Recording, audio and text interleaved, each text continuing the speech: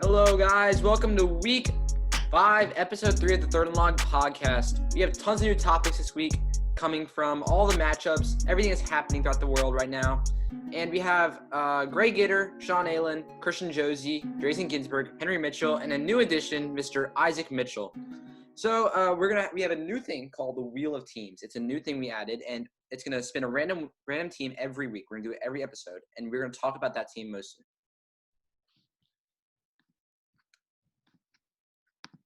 All right, we're going to spin the wheel. Here's our wheel. Team is the Bills. The Bills. The Bills. Okay. So the Bills. The Bills have been surprisingly really good this year. They're 4-0.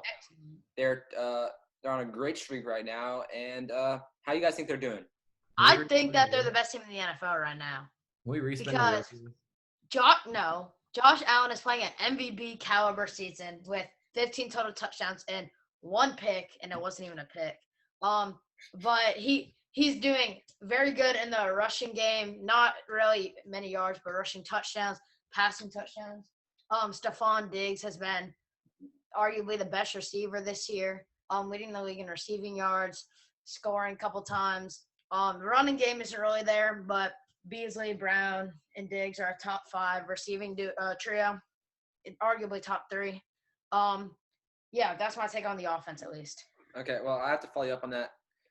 It's going to be very questionable next week with the Bills and Chiefs playing each other. I think it's going to be a great matchup, but it's going to be the battle of the offenses, I think. The Chiefs' defense has not been as bad as we think. It's going to be a battle of the offenses, I think, plus 40 for both teams.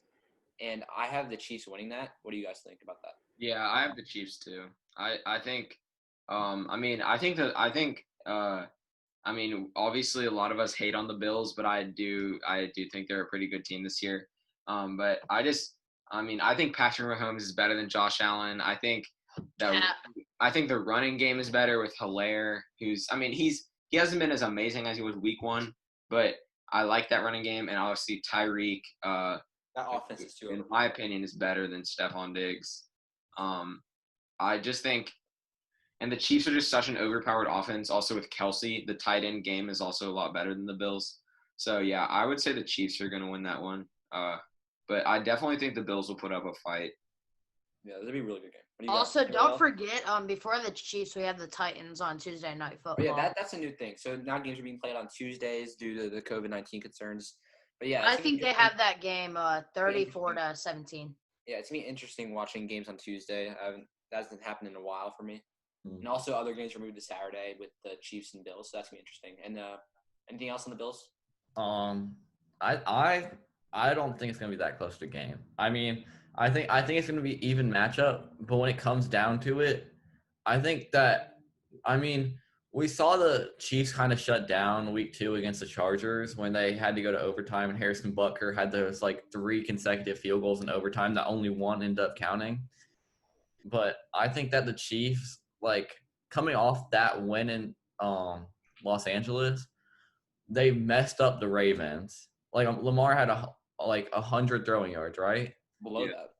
Yeah. And then I just think that the defense is to the point where it's going to be good enough to stop the Bills more than the Bills defense will be able to stop the Kansas City offense. Because that Kansas City offense, I don't think the Bills defense can even come close to it. We saw LA ran all over the Bills defense second half. Do anybody know if the Steelers play the Chiefs this year? I can check. They usually do. Yeah. Yeah, but if that happens, that'd be a very interesting game. But yeah, anything else on the Bills, guys? Okay, so Ike has something. Isaac. I think the Bills are gonna win. Actually, I think Josh Allen is gonna have another MVP type game. So that's just my thoughts. So Ike, don't make us kick you off the podcast off episode 1, big dog. I'm kidding. No, I like that opinion, Ike. I side with you there. Okay, I think close game. I think the Bills take that game 34-31. And Josh Allen has 5 total touchdowns. Absolutely not. Yeah, Okay. it is going to be close. Well, we can end that there. Speaking of the Bills, they're in the same division as the Patriots, and the Patriots are facing much scrutiny because just Cam Newton was just tested positive. And, what's your opinions on Cam Newton stuff? I personally think even before COVID, he was doing good rushing from the 1 yard line, but that's it. I don't think his passing has not been impressive to me. I would consider him maybe top 20, but that's just my opinion. I'm think- a big fan of Cam Newton. Obviously on the Panthers, I loved him. I think seeing him on a new team was really obviously it was a lot different, and it was unfortunate to see him getting COVID. But I think if he ever ends up coming back, I'm sure he will. I think he could emerge as definitely even a top 10 quarterback. I know Christian doesn't like him that much, but I think his passing game could definitely improve. We've seen him in 2015 when they went 15-1. His passing was incredible. His running was obviously incredible. So I think he could go back to that, not MVP form, but close to it. I kind of see Josh Allen as kind of like a reincarnation of Cam Newton when he was younger, especially with their athletic builds and stuff, and their mobility and their very strong arms. They're It's both not very that- athletic, but yeah. It's not that I don't like Cam Newton. It's just I like him enough because he was on the Panthers. I just don't think he's that good anymore, in my opinion. He's Well, definitely getting older. That's a concern. I think his throwing has been better than people have expected. It might be inconsistent, but it's there. He still has the strength to throw it far. He can throw it accurate. We've seen him and Edelman have had some really good connections throughout the first couple games, and I think that'll continue to happen as he gets to know this Patriots team better. You go ahead, Drizzy. Okay. To follow up with Sean. Also from the beginning of the NFL season, I was hearing big things about Cam Newton. Is this a big comeback year? And I thought it was, and I thought that a lot of experts thought that it was a big comeback year. And just because of natural causes, this is a big downfall for Cam. But I think when he comes back, and I agreed with Henry, he can make it into the top 10. Probably not an MVP just because of all the games that he's missing and a low performance in one game. But I think that he can be a top 10 quarterback. And I agree that his throwing is better than expected. Well, how do you guys think they're going to do without Cam? I don't Not think well. No, not well. I think they lose to the Chargers this week. But they also lost Gilmore too, right? So Yeah. That's a huge. that's there's corner in the league. I obviously- think. And Their secondary has struggled without him. Without him. And their offense without Cam is just it's just lifeless almost. They have to run the ball every you saw single. them running the ball more. Damian Harris had a record 17 carries. They did. Their running backs had a huge day. This is kind of where it pays off to be a team where you don't really have a perfect number one running back. Where, if Sonny Michel wasn't on IR, it'd be different. But you have Rex Burkhead, Damian Harris, and James White getting carries, and I think that's going to be a three-headed backfield coming into the next weeks, especially with Cam out. I think they'll try to incorporate that a little more. Also, Edelman did not get the ball last week. When he did terrible with it. Yeah. Get him through That a one. pick six because of him. Right. Yep. Right. Well, following up on Cam's COVID situation, the major headline of the week was, of course, the Titans. A lot of criticizing, tons of crazy stuff happening. So, anything on that, guys? I just can't believe that the starting quarterback Tannehill would lead a workout in a time like this when the league is in jeopardy. If the season is canceled, it is blamed on them. I personally think he should be suspended, and anyone who went to that workout for a minimum of 2 games, because the league released protocols, and the league is so sensitive right now to the point where they could cancel at any point due to the amount of COVID cases, and they should know that their job is in jeopardy. So I don't know. I don't really understand why they held a workout when their the team could just suffer from it. I kind of disagree with that. I understand that the league's in such a fragile state right now that you can't really be doing stuff like that. But at the same time, the Titans or any teams that had people test positive, the only people that were released were Jordan Ta'amu, the backup quarterback from the Chiefs a couple weeks ago, Gilmore, Newton, and that's all I know personally. Where I think that the Titans if you're a player, you most likely know who has it. I don't think you be in that locker room with people and not know who has it if someone tests positive. So Yeah. I think like I kind of understand where he was coming from because you can't expect to go into a week where you don't practice or you practice 2 days out of that 5 days supposed to practice a week and expect to win a game. You just can't do it. Well, you got to think about Tannehill. He's a big veteran presence over there, especially that young core involving Derrick Henry, Corey Davis, AJ Brown. It's a very young Johnny Smith. They're very young, and you're supposed to look up to your head guy. He's one of the most like really good leaders, veteran quarterback, and I don't really know if he did the right thing by doing that because it's a quarterback. I don't really care how old you are. Like even young guys like Burrow, he's already a captain on the Bengals, rookie of the year. Or not rookie of the year, Burrow's he's a a rookie. dog. But like they're gonna look up to you, and I don't know if that's a good role model. I don't necessarily think that because we saw. I mean, I feel like this wouldn't be as big of a deal if it was not during the season. Oh yeah. Well, because like we saw college, high school, and NFL teams all getting together throughout the off season and throwing routes or whatever, like throwing routes or running drills, but it's not coached at all. So it's only player made. Where I just think that like I understand where y'all could come from saying that it would be potentially a bad influence, but he's also going to show these guys that just because something bad happens along the way, you can't just drop it all and then come back later. It Well, broke the rules. the NFL did say there will be harsh punishment for anyone who decides to practice because they sent out a memo saying no one from the organization can get together. And Tannehill knew it and still did it. I personally just, if a team's going to do that and put the league at risk, that they should be punished. Anything else on that, guys? I just Clear like that up?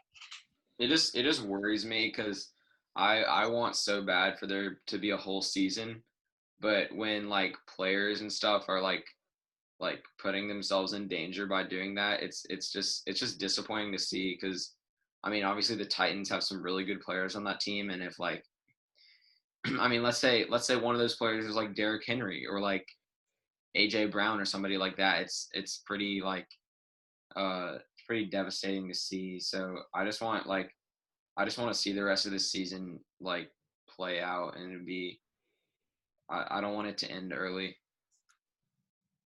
Yeah, it'd be kind of devastating to see that, definitely. Well, let's take off of that little hard topic there and move over to, well, I guess it can be a hard topic for one guy in the same division as the Titans. You have the Texans. And recently, Bill O'Brien, their head coach, just got fired. So, I mean, that D-Hop trade derailed his career. And any talking on that, guys? I mean, I think it's just self-explanatory. I mean, I think you got it. I got it. I think the Texans should just enter like rebuild mode at this point. David Johnson and JJ Watt are both getting old, and they have a good quarterback in Deshaun, who I think could lead that. So. Well, I don't. It's definitely not. I don't think it's time for rebuild mode there. I mean, they have the pieces to succeed. Like they're not going to go into rebuild mode when they have Deshaun Watson, who's a Pro Bowl quarterback. Like that's something that's difficult to do. But overall, I think that O'Brien got fired because of that trade, yes. But it wasn't the worst trade that has ever been made because you got to look like the, I guess more like the financial side of it and the salary cap side of it. D-Hop was going to take up a lot of that salary cap room, and they kind of needed to get rid of that. I remember from last year that the Deshaun D-Hop thing was one of the craziest connections in the league. Great. It was so fun to watch. It was like even brings me back to Tom Brady, Randy Moss days. That it looked really cool. Yeah. I personally think they're in rebuild mode. I mean, that defense is arguably bottom three. Their best receiver is Will Fuller, who, don't get me wrong, is good, but he's always hurt. Then their next man up is Kenny Stills, I think. I don't think they have the weapons. I think they're going in rebuild mode. I don't know. I think they're not going to be in rebuild mode quite yet. I mean, maybe if we see a Deshaun Watson trade in the next couple of years, but I very seriously doubt that because Deshaun Watson has done big things for Houston the last couple of years. And I mean, JJ Watt still being productive, just not as productive. And I mean, Bill O'Brien had it coming. I understand like the salary cap aspect of D Hop, but I mean, at what point is it worth it to pay him the money but keep a top 5 receiver in the league? His 2018 season, he didn't drop a ball. Top two. What? I said top 2. Okay, well, Receiver. Yeah. you like he had a whole entire season where he didn't drop a single ball. That's just like, I think that has to be justified to pay the man. I think he's better than Michael Thomas, skill-wise. I think he's the best receiver in the league when it all comes down to like what they. I mean, obviously this year he's good. Like he has a good amount of yards, but I don't know. He hasn't been like, I don't know. He hasn't really been the same as he was. But like he's still, I think skill-wise, he's the best receiver in the league. Him or I think yeah. I think it's because Kyler's more of a dual threat guy than Deshaun. And you see, it'll take away some. They're giving Kenyon Drake a good amount, even though he's not being productive. But they're still giving him a good amount. But since Kyler is more of a dual threat guy than Watson, they're going to be running the ball a little bit more. I mean, I think they're like pretty similar when it comes to that. I mean, we saw. I don't know if y'all remember this. Do you remember? I want to say it was a Thursday night football, Deshaun's rookie year. He had that like 41-yard rushing touchdown against the Bengals.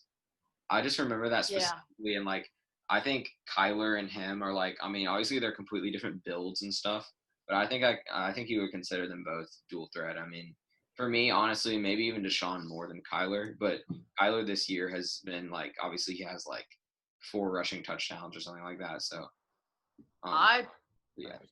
Sorry. No, go ahead. I'm done. Okay. I personally think Hopkins has been even better on the Cardinals.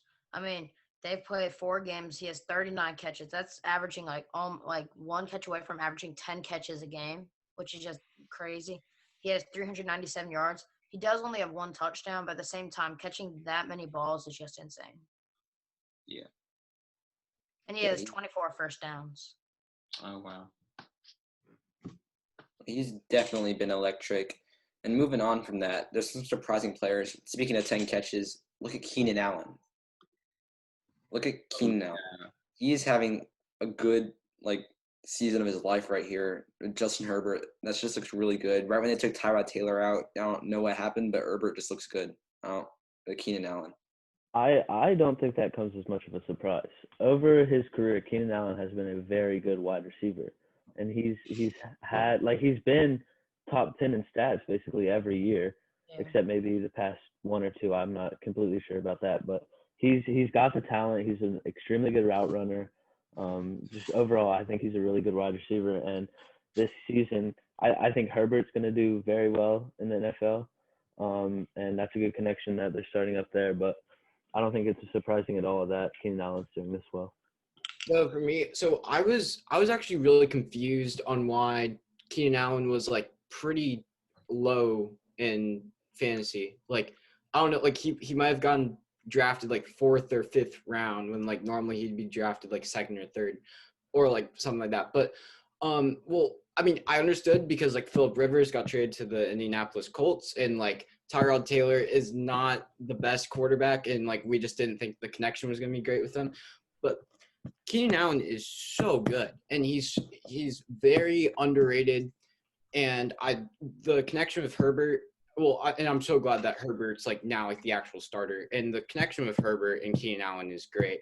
And I have him starting every week in my fantasy. Well, yeah, Keenan's such a PPR monster. Yeah. I'd say Standard, maybe not as much, but PPR, really high floor. He'll get tons of targets. I was just about to say, I've had him in fantasy probably like 2 total years since I've been playing. He really I mean, it does definitely depend on like the league type, because one of my leagues is like the scoring is really low. It's like I think it's like a point per like 20 yards. So like for a league like that is a lot different, because like sure he can get the catches, but he like I don't know. I'm not a huge fan of him in fantasy, but that all just depends on your league type. But yeah, I definitely agree that he's definitely underrated when it comes to like if you're talking about top 10 receivers, and he's very solid. Like when you watch him play, you just notice how much he really can do on the field on that. And that offense is like definitely improving a lot. Even with Eckler out, I mean, they have some solid backup running backs. So yeah, that Chargers team is pretty solid. Yeah, well, tons of surprising players. We can even go on with more receivers, such as OBJ. OBJ has been good.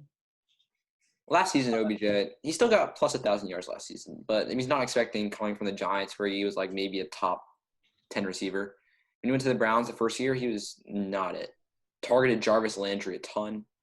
But now look at him. Baker's finally getting a little more confident, I could tell, with all just throwing it down there, and OBJ can do whatever he can with those 50-50 balls.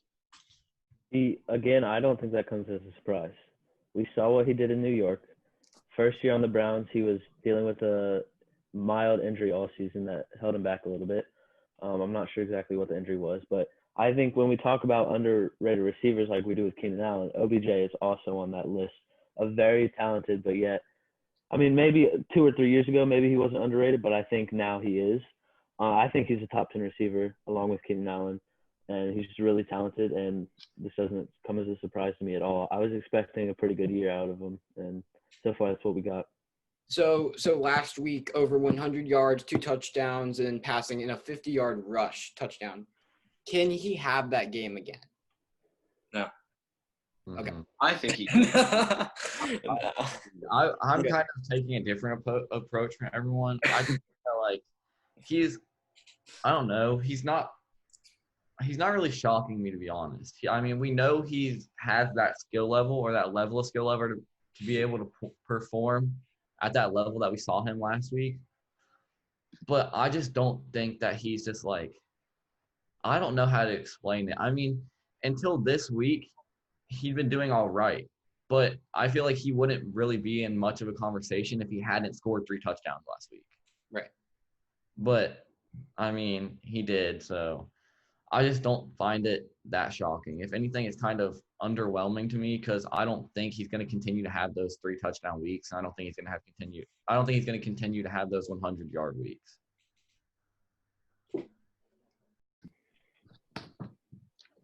So that was our breakout players. Very interesting people out there. And for our next part, we're just going to talk about teams we think have been very intriguing. The Bears, tons of teams, and we'll just our opinions on them and see what we think they're going to do in the future. So we'll begin off with the Bears. They look pretty good, I think. What do you guys think? Questionable. Their Very defense, their defense had the good. I mean, their defense played pretty well last night against a high-powered Tampa offense. Their offense is just so questionable. I mean, David Montgomery, he really hasn't been doing that much. In fantasy, he'd be playing terrible if he hadn't scored that 1 touchdown. He can have weeks like that where he'll sneak in a touchdown and it'll like save your fantasy week just because instead of getting 5 points, he'll get 12 or 11 or whatever it is. And I think they need to figure out their quarterback situation semi soon if they want a chance at their division.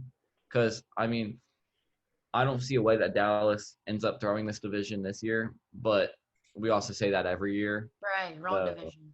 wrong division. Huh? One. Wrong division. Oh, my bad. Yeah, I don't know. the Vikings. Bears have the Vikings, Oh. Packers, and Oh, Lions. yeah. I was thinking about the Eagles. I don't know why I was thinking about the Eagles. I don't know. But I was thinking about Nick Foles, I think. But Yeah. I just I don't think they'll win the division now. But I think they got to figure it out because Nick Foles has played well enough where I think they can get something for him. I don't necessarily think it's going to be like a crazy receiver or something, but they could definitely find a role player just to come help out their offense. Their wide receivers. Really good. Robinson looks good. Yeah. Here's the Oh thing. yeah, they're bright. Here's the thing with Robinson. So, if you guys remember, about 5 years ago, he was like a top 5 receiver when he was on the Jags, and I feel like he's starting to emerge as possibly a top 5 receiver again. Well, probably top 10, but he's actually really solid. And I know Sean has him on his fantasy team, and from what I saw last night, he was playing really well. So. Oh yeah. So over the past 3 weeks, Week 3, he had 10 receptions, 123 yards and a touchdown. Week 4, he had 7 receptions, 101 yards and a touchdown. And then this last week against the Bucks, he had 10 catches and 90 yards. So he's been doing his thing these past couple of weeks. Started off slow, but he's getting better. Being consistent now, getting those catches for sure. So PPR league, he's definitely been balling out, and he's still doing well in standard. And I think he's for sure the bright spot of the offense so far. Also, to add on to that, like Jimmy Graham, like he's doing okay. Like I mean, like he's getting maybe like 30 to 40 yards a game, but he's getting touchdowns. Oh yeah, for sure. Like at the goal line. Yeah. Like definitely. And so and yeah, that's all I have to say. Yeah. Well, you got to look at the North divisions for both conferences. NFC North, Packers, Bears. I mean, that's the best they can get. And then also in the AFC North, they have 3 teams with 3 wins or above. Browns, Ravens, Steelers. Like, those divisions look really good. And going back to the NFC North, they got the Vikings. What's your what's your opinion on the Vikings here? Okay, I would like to talk about they have like really good players, but they can't put it together. Like obviously Thielen is he's emerging. I mean, he's been emerging for a while as a really, really good receiver. Justin Jefferson, I've been talking with Max about him a lot. He's definitely top 2 rookie receivers, and then obviously Dalvin Cook. So I don't know how they can't pull that defense. I like them. They're just like they just can't put it together. Kirk Cousins hasn't been that great. Right. I agree. Well, that brings me to I don't know what's up with their defense. They can't make it. They can't make a deep run. If they want to try to make a deep run to the playoffs, they can't. Their defense is just like didn't they find a way to lose to Indianapolis? I mean, Indianapolis has the best defense in the league. Okay, but Indianapolis beat them on the scoreboard. Yeah, That's like offense for Indianapolis is not. I don't think that Indianapolis offense is all that great. I mean, Jonathan Taylor's been having a pretty good year, but I think with this high-powered, or I guess used to be high-powered Vikings defense, they shouldn't have a problem with a team like Indianapolis.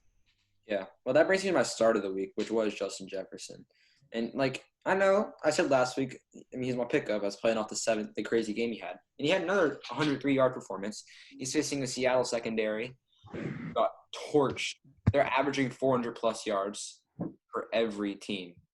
That is the worst secondary, I think, in the league without Jamal Adams there. So that's my start of the week is Justin Jefferson. Anything else, guys? Speaking of emerging receivers, my start of the week is my boy Robbie Anderson, Panthers receiver.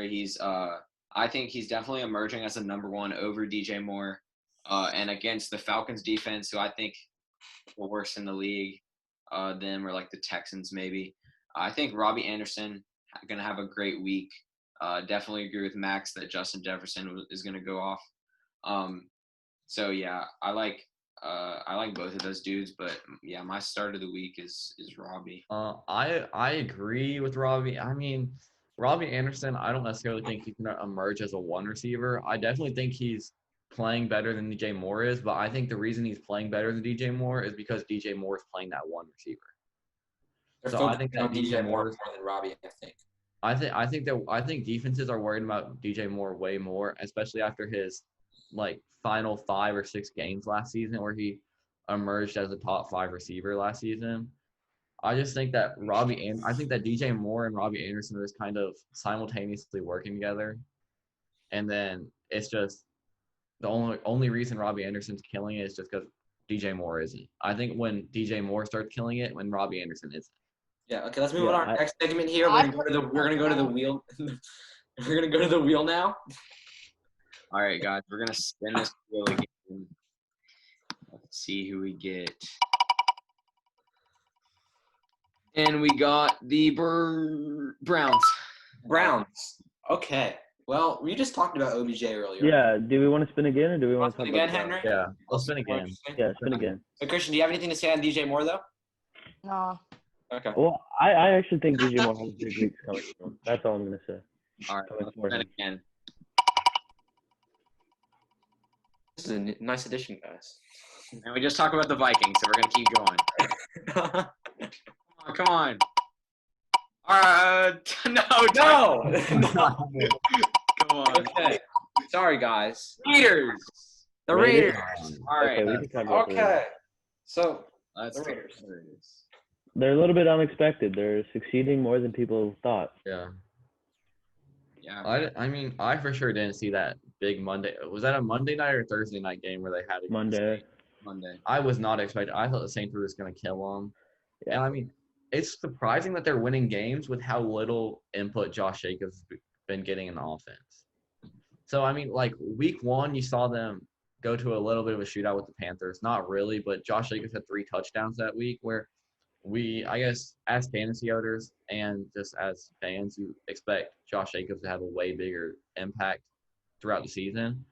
But he's had back-to-back 7, 8, 9, 10 games where I just don't understand how this Raiders defense and Raiders offense are working together so well, but they're not getting their best player the ball. you even look at the week he had 3 touchdowns. He only averaged 3.7 yards per carry. Yeah. That's It just kind of confuses me he's how they're totally doing. talented though. It's just they're using Jalen Richard a good amount, and I mean they're receiving. I mean Waller is getting a good amount. Ruggs is out right now, but it's an interesting team to look at. Aguilar is such an interesting receiver because he barely gets any targets, and then out of nowhere he'll just get the ball and score. I don't like. This has happened every single week that I've watched a Raiders game, especially week 1 against the Panthers. I forgot Nelson Aguilar was a player, to be honest. And then he had that nice catch on the Panthers in the end zone. And then last week, he had a long ball that got called back, and he scored the ball. I just don't understand where this man's been at, and then how he averages 3 receptions a game, but is always in those positions. They competed really well with the Bills. Like I mean they look good. It's just No, they didn't. It was a fumble, Christian. That's the reason Okay, the Bills won. so when y'all talk about they're not giving it to Josh Jacobs, that's not true. He's like getting, I think, the most carries in the NFL. Yeah. That's Yeah, He's just his not thing. being productive with it is the problem. But that's not his fault. I mean, yeah, actually, no, that is his fault. That's small. But they're giving him the ball. You said they're not giving it to their best player. They are, and he's Okay. also getting a good amount of.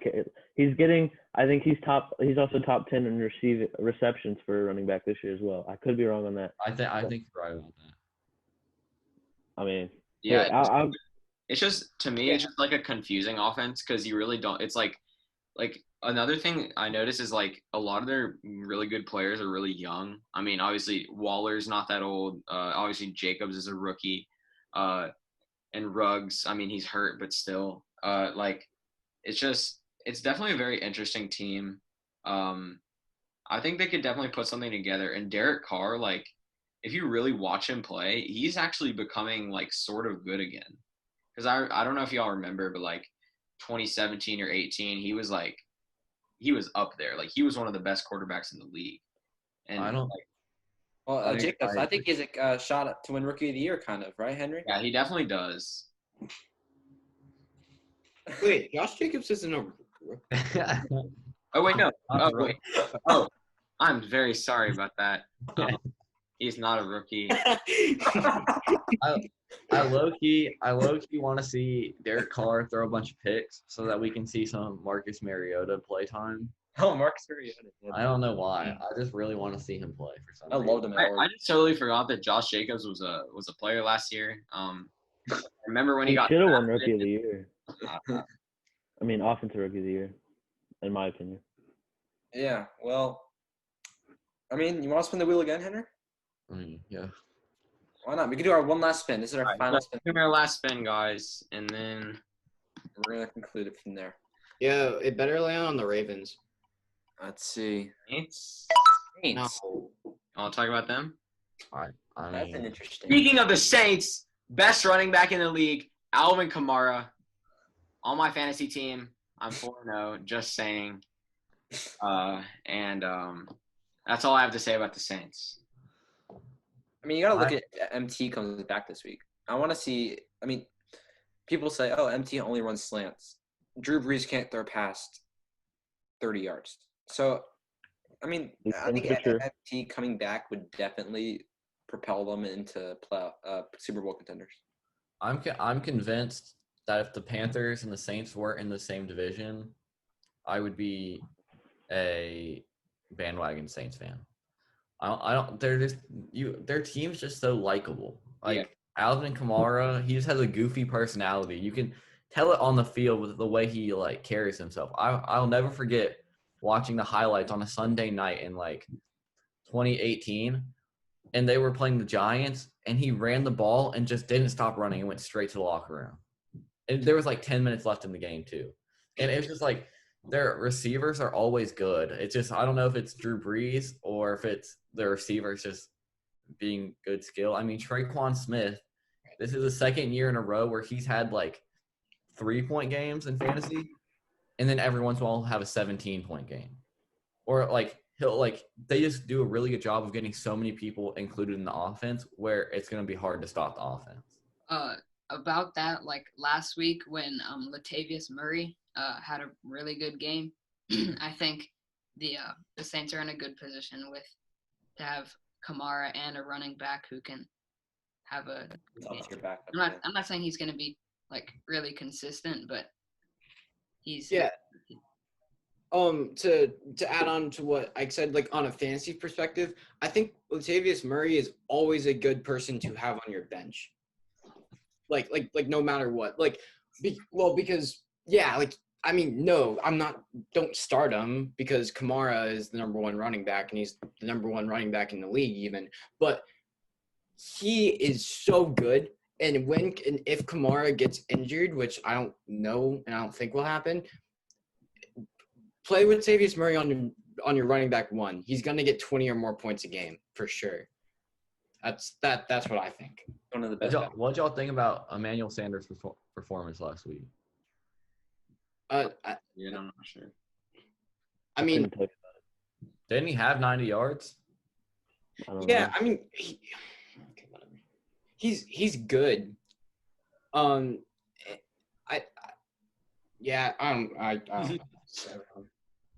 think at this point he's like an average receiver in the NFL. Yeah, because also on the Broncos he was so good. Yeah, Demaryius Thomas, dude. Yeah. Oh my god. That was the dynamic duo right there. Yeah. Peyton Manning, like top 3 quarterbacks. Super Bowl year. It's just the thing is like I mean Emmanuel Sanders like he's getting he's getting touchdowns, but I feel like the games that he gets touchdowns, he doesn't really get much yards. He either gets a lot of yards or he just gets like maybe 40 yards and a touchdown. Almost. Yeah. Definitely. So is that our conclusion, guys? So this is our conclusion of episode 3 of the Third and Long podcast for week 5. Can't wait to see you guys next week. Have a great day.